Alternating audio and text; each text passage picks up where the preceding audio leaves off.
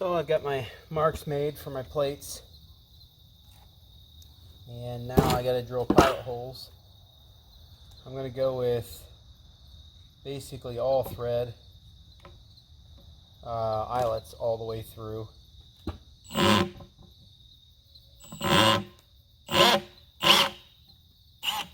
And these got to be dead centered so that these